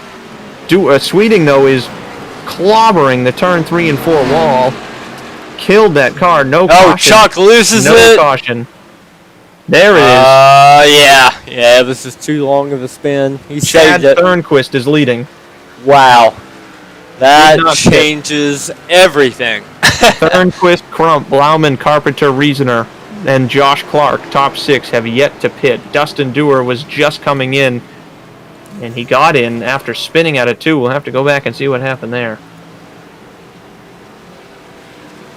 But we haven't done a lot of cursing this season, but I was just starting to notice how Sweeting was on a strategy where he could make it to the end and had a big gap on the field. And he's going to get taken out in Dustin Dewar. He got the wall out of 2, lost control, and came back up the track and caught Sweeting, who then lost it in through 3 and 4. Yeah, and Chuck is still in 8th place, but he's going to be hurting. I mean, he took a pretty hard hit. He definitely did. That 75 car is hurting. But man, this absolutely just threw the race on its head, because a lot of cars are trapped a lap down are going to have to take the wave around, and at the same time of taking the wave around, they have to be on older tires.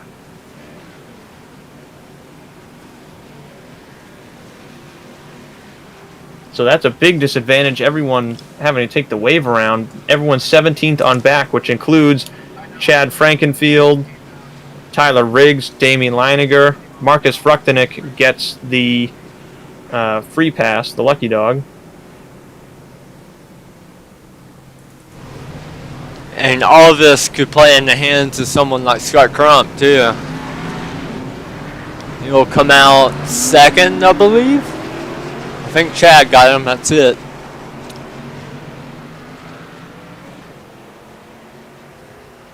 So Chad Thornquist is your leader in this race, because did everyone? Yeah, it should be. Everyone had to come in. Yeah, everyone came in. Even those guys that were on fresher tires that had 10-lap-old tires, they had to pit. You can't stay out on 10, 15-lap-old tires. Everybody's in.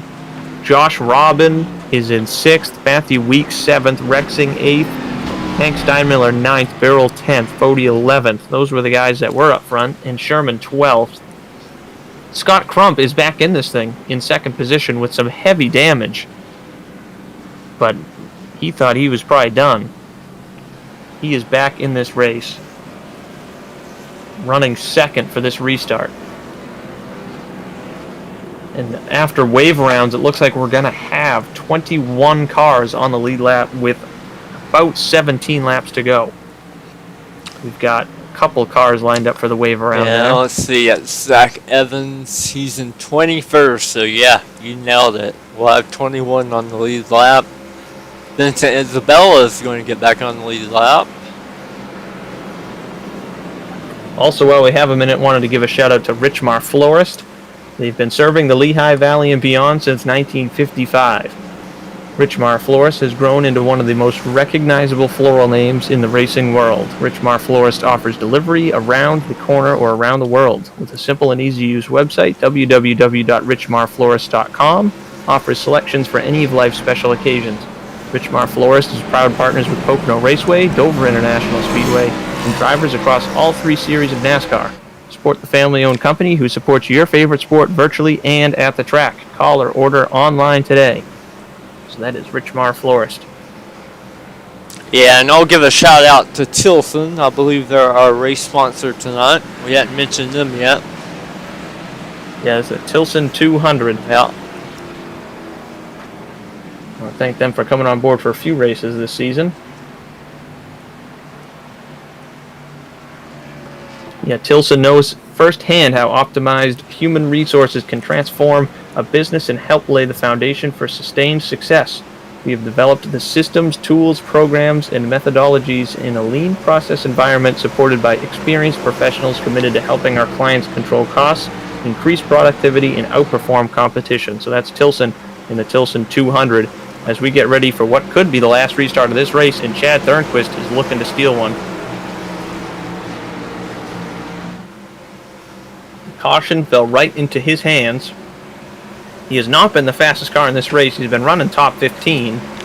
Scott Crump, the pole sitter, with heavy damage on the outside in second. Also, Brian Blauman with heavy damage involved in the same accident as Scott Crump is third. Green flag is in the air. Chad Thornquist is your leader as he clears the start-finish line and moves aggressively to the outside to get that good apex in the corner. Oh, big checkup through 1 and 2. David Carpenter in the mix within the top 5. Ooh, Thornquist is going to get really loose through 1 and 2. Oh, crashing hard out of turn number 2. Oh, Matthew everybody. Weeks, Birrell, and Adams. Chuck. Oh, man.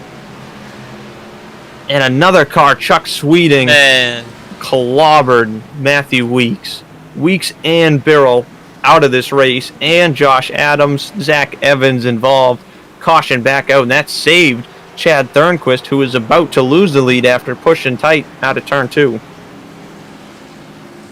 That was horrible. Not the ending these guys wanted. You know, all because of one poorly timed caution. Yeah, well, Matthew Weeks actually self-spun. I thought he might have got caught up by Carpenter hitting the wall. That was Birrell. Weeks spun completely on his own. Carpenter was kind of nudged into the wall by Birrell, and then Adams had nowhere to go, and they went into the inside wall. They all bounced off straight back into traffic. Nowhere for any of these guys to go. Tooker barely missed it. Damian and Haney barely missed it. Sweeting, nowhere to go. yeah, I have it here. We got the Stay Tuned Sports replay here. We'll replay it. Yeah, Weeks on the inside of Carpenter here. He just... he self-spun, but Birrell was wrecking too. Like, we were going to have a caution. So Yeah. Also, Matthew Weeks, before that crash even happened, was given the EOL for a lane change. So he would have had an EOL, never mind the fact that he's now out of the race. But, he pretty obviously changed lanes, went from the top to the bottom before they crossed the stripe. So he would have been EOL'd either way, but good thing he crashed out anyway, because that probably makes it feel, well, in my opinion, I'd rather crash myself out than do something dumb like a lane change and finish in the back anyway. So at least he went out in style. Yeah, he can gear up and get ready for the Erskine race or at Chicagoland tonight. So Yep, I'm sure he wanted the win, but already locked into the chase. So looking at the long run, Matthew Weeks is in good shape for the rest of this season. Hey, he's the guy we'll have to worry about on Wednesday night, too. Yeah, that's for sure.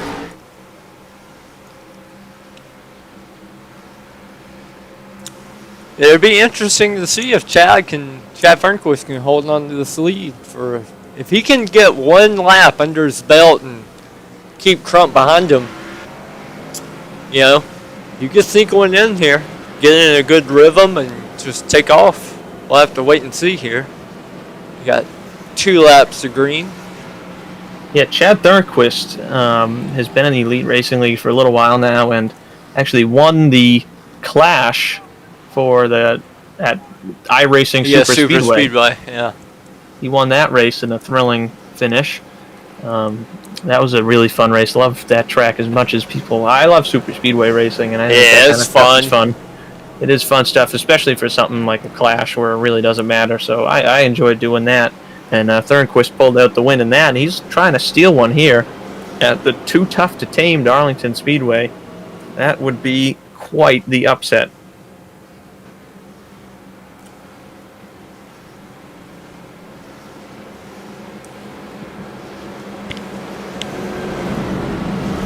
So coming down towards this restart, it's only going to be about 12 to go.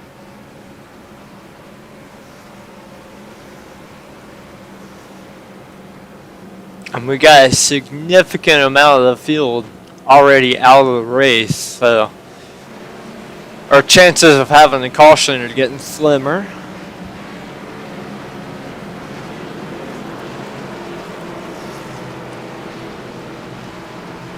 We got some guys up front that aren't used to being up there, but it's kind of nice to see. You got Chad Fernquist leading the race, David Carpenter in 5th. These guys deserve shout-outs. They're having great races. Yeah. A whole bunch of good runs for sure. Also, before we get going in this restart, I got to pick a paint scheme of the race. And personally, when it comes to these throwbacks, I love that Joe Nemechek, Kenny Irwin, Lascar Chevrolet for Michael Goodman. Yeah. I went up right now, but when it was clean, it looked really good. The Belt Chevrolet. Do Good Racing, they bring some paint schemes to every race, and they really outdid themselves this week. I agree. The car is in, getting ready for the restart. Chad Thornquist with a good jump over the damaged machines behind him of Thornquist, of Crump and Blauman. And look at Chris Wright trying to make something happen in the 69. He could have something for these guys. Oh, crashing, spinning, saving. Rexing's in the wall. We're going to keep it straight. No caution. It was a 71 of Carpenter spinning to the apron. Staying green. Chris Wright is up to 3rd, and he's got a shot in that clean number 69 Super Dope Podcast Chevy Camaro. He's to the bumper of Scott Crump. All over Crump. Turn 1. He knows he's got to make it happen now. This was the other thing I was wondering, if Fernquist could get away in time to actually pull away and win the race. It's possible. It's got to be close. We got, 11 to go, 10 and a half? Here comes Chris Wright, though, to the inside. Started this race 16th, ran within the top 10 for the majority of it. Up to 2nd, clean car. He played the long game. He definitely saved that race car for the end. Not many people did, and he's got a shot now. It's Chad Thornquist leading this race, who just tore down 1 and 2. There goes Chris Wright to the bottom, and right to the lead. Yep. Chris Wright takes the lead, 10 laps to go. And Chris has been up front all season long. And Thornquist in the wall again. Crump gets by. Rexing gets by. Rexing got really loose off of 4. Gathers it back up. Thornquist falls back to 4th, actually trying to hold on ahead of Jared Rexing. Yep. Ooh, they're going at it hard there, but now it is Chris Wright all alone in the lead. Blauman going under Rexing. Sherman gets super loose. And Sherman having a good run. Fell back, bounced back to the front. Also, Tyler Fody has been quiet for this race, also keeping his car fairly clean after hitting the wall and fixing it early. trying to keep that top 10 streak alive, and he's climbing toward the top 5 here as he gets by Sherman for 7th. He'll go after Blauman next. Back up front, we got Chris Wright to almost a second lead over Scott Crump. Chris Wright was the pole sitter last week at Homestead, Miami. Has yet to win a race this season, and currently in the point standings is sitting at the top of the winless drivers. He is locked in on points to the chase, looking for his first win of the season in the number 69 here at the Tilson 200. Second on back is under a blanket.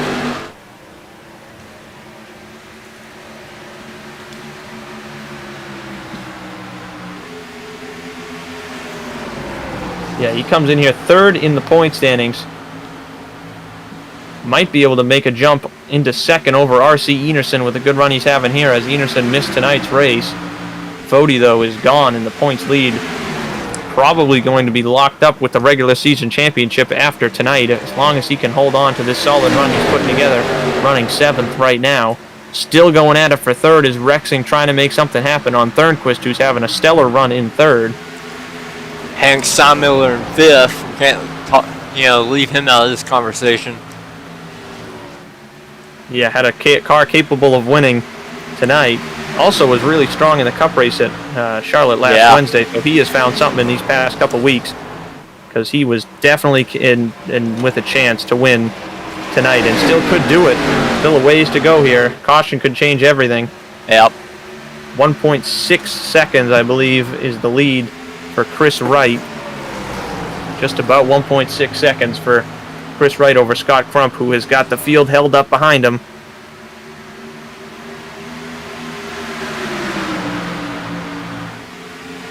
Steinmiller sticking his nose down there. Oh, Rexing gave the 92 a shot into turn 3.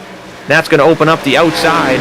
Thornquist was knocked down to the bottom, and Rexing to the top, and he's got a run. What a move by Rexing. Not afraid to use the bumper there into turn 3. Got Thornquist knocked out of shape and was able to clear him on the outside. Now Hank Steinmiller follows through into 4th as Blauman gets the wall behind them. Piece of the wall, yep. Oh, Rexing in the wall hard. He's going to lose third and more. He got the wall really hard. Blauman's going to get turned in front of everyone. Sherman lose. They save it. Oh, the double save. They're still losing it. The whole running order of this race just flipped on its head. Rexing and Sherman fall back. Blauman falls back. Tyler Fody is up into 5th. Thornquist saves it and gets through in 4th. Hey, look here in 8th place. Linebacker. Steinmiller is going on the inside of Crump for 2nd. Coming to the white flag. Yep. Chris Wright seeing all this, just saying no caution, please no caution. He's going to make it. Hey, he got it. He's good. White flag, 1 lap to go for Scott Crump, or for Chris Wright rather, as Crump gets passed for 2nd. Steinmiller up to 2nd, but Chris Wright into turn number 2 and out of 2 down the back. Half a lap to go in the Tilson 200 at Darlington. We'll go back to Chris Wright here. He's got a 2-second lead, just cruising out of 4, coming to the checkered. Man, what a thrilling finish to this race, and Chris Wright picks up his first win of the season here at Darlington in the Tilson 200 throwback race at Darlington. The lady in black proves to be the lady that's best, putting on a great show tonight for the SMRI Productions Grand National Series. Chris Wright wins. Hank Steinmiller crawls his way back to 2nd. And Scott Crump, who we thought was going to be done and outside of the top 20, steals 3rd. What a great finish for Crump. Chad Thornquist with an outstanding 4th place run, and Tyler Fody finds himself in the top 5, finishing in 5th. And man, Jared Rexing all the way to 14th. Tough couple of last laps. Yeah, had a chance, not only the top 3, but a 2nd place finish as he was getting ready to work on Scott Crump for 2nd, but So we Wow, that was a fantastic race. yeah, it was fantastic. As we take a look at the finishing order here before we bring the top 3 into the booth. Yeah, I think definitely had the perfect mix, in my opinion, of carnage and long runs. Carnage. Yeah, we definitely had some carnage, some people bouncing off of walls and bouncing off each other. And at the same time, we had guys that had to put together a really good long run car.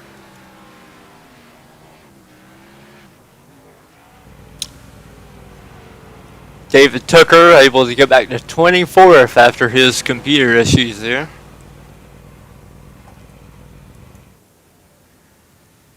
So you see a look at all of our 36 starters tonight.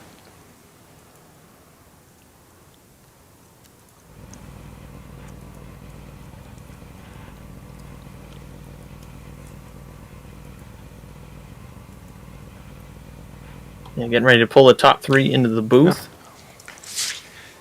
Take it away. See if I can find Scott Crump here. I'm not sure if he's in Discord at all. So we might not get to talk to Scott Crump. Oh, no, here he comes. We're going to talk to Scott Crump right now. Scott Crump, Ryan Gable here up in the booth. You got a copy? Yeah, 10-4, I got a copy. Man, you had yourself what you could call a classic up and down race. You were the pole sitter, got caught out on a bit of a long run, and you were on the wrong strategy there, and then got caught up in someone else's mess, and somehow bounced back to third with a little bit of strategy luck there at the end. Talk us through that wild race that you set through. Definitely wild race. I definitely messed up on pit strategy there. I stayed out one caution too long. Definitely had a strong car, probably one of the strongest out here, I think. But the 2 lap cars killed me and got a minute worth of damage to the front end. Well, I got to say, that was one of the best finishes you could ask for with a minute of damage, especially to the nose of a car. I mean, third place run, you can't be too upset with that. I know you probably wanted the win, and you've already got 2 in the bank, so you just want as many points as you can as we come into the playoffs. But still a solid run overall. Is there anyone you want to thank or any shout-outs you want to make? Get a shout out to my sponsor, Stay Tuned Sports. Also get a shout out to Chris Wright on winning there. He ran a good race. And also get a shout out to y'all guys for broadcasting each and every week. And my grandfather for watching. All right, well, Scott Crump, congratulations on another pole and another good podium finish in a fun race you probably had. Yep, thank you. All right, well, that was your 3rd place finisher, Scott Crump. And now we're going to move on to your runner-up, Hank Steinmiller. Hank Steinmiller, it's Ryan Gable. You got a copy? Oh, I got you. Man, you pulled off quite the last couple of laps there to rebound to 2nd after getting a bad timed caution toward the end of that race. Talk us through that race, man. You were really fast. Yeah, long runs definitely helped us. Long runs, I feel like we were the fastest car up to about 40 laps somewhere, 50 laps maybe. I ran the right rear off of it on that long run, and I couldn't get back up to Rexing. But had that pit strategy played out, I think Rexing would have definitely won. But I needed about, 15, 20 more laps there once I did finally get to 2nd. I just didn't want to push it too hard that late. Yeah, you definitely had some good pit strategy there in the end, that in some really good long run speed as well. That was just a wild race overall. Were you hoping that you wouldn't get that caution late in the race that played into the hands of, say, Chad Thornquist and some others, or were you hoping it was going to go green the whole way? Because either way, it was going to be really close for the lead. Yeah, I didn't realize how far out everyone really had gotten. I'm not sure what the gap was back to, I guess, me and Rexing. I'm not sure how far out the leader was. I guess it would have been Chris because he really undercut that. But I would have rather it gone green. I didn't want a chance bunching the field back up and then getting destroyed on a restart. Well, either way, you pulled off a really good finish. Could have had it won, but a really strong finish that's going to put you in a really good spot heading into the final race before the chase next week at Martinsville.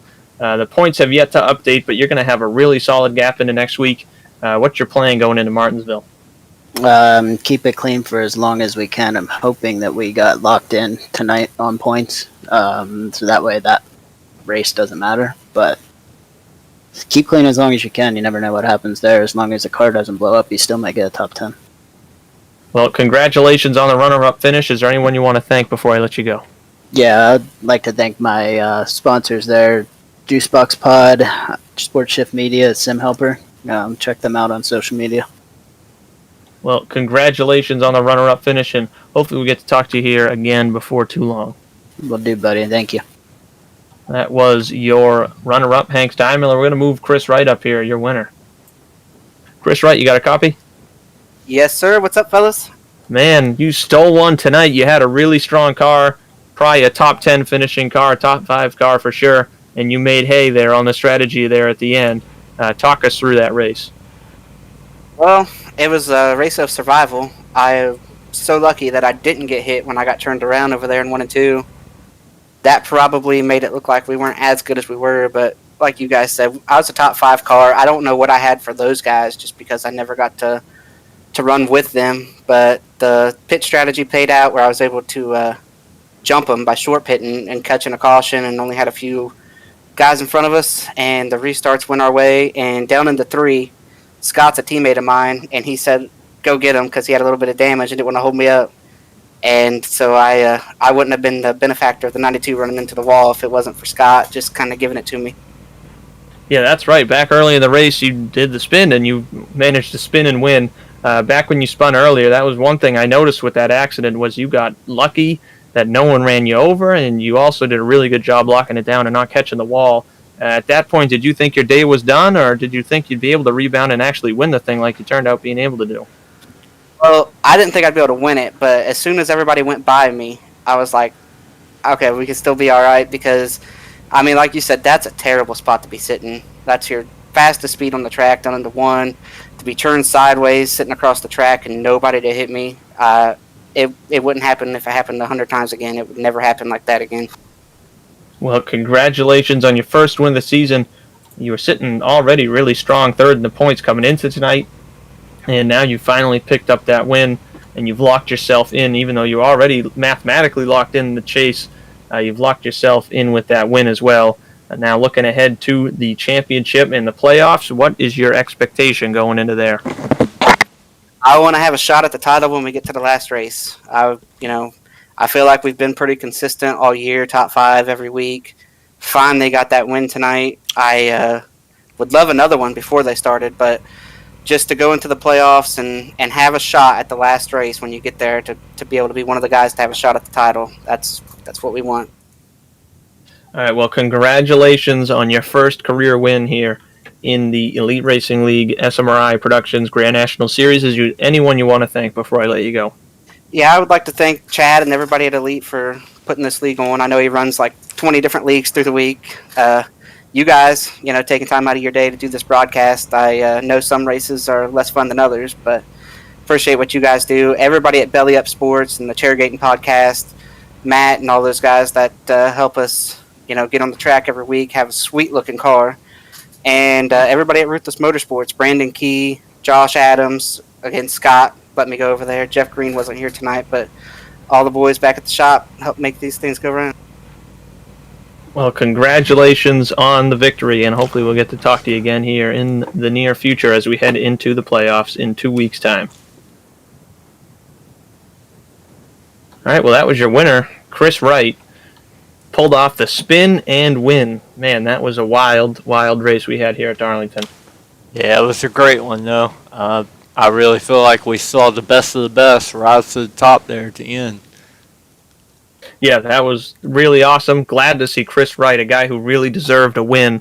He pulled it off tonight. He had made the right moves at the end and got to the front, and was able to hold on to it. Also happy to see Hank Steinmiller finally get that monkey off his back and pull off a really strong finish in second. And Scott Crump, who had so much bad luck throughout this race, getting caught up in wrecks, having the wrong strategy, had the right strategy when it mattered at the very end, and pulled off a podium finish. And Chad Thornquist finished fourth. A lot of great comebacks.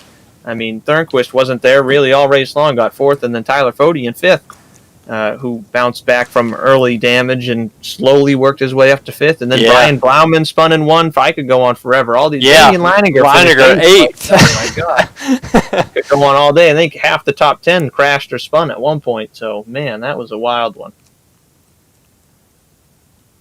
But a really great race tonight. Want to thank everybody for tuning in here on the Elite Racing Network. This was the Tilson 200 throwback race from the Darlington Raceway. Next week we are on at the same place, same time here on the Elite Racing Network at 7:30 p.m. on April 19th, next Monday night, for the SMRI Productions 150 regular season finale from the Martinsville Speedway for 150 fantastic laps. That's going to be a fun race for sure. So thank you all for watching. I'm Ryan Gable. Alongside me is Jordan Owens, and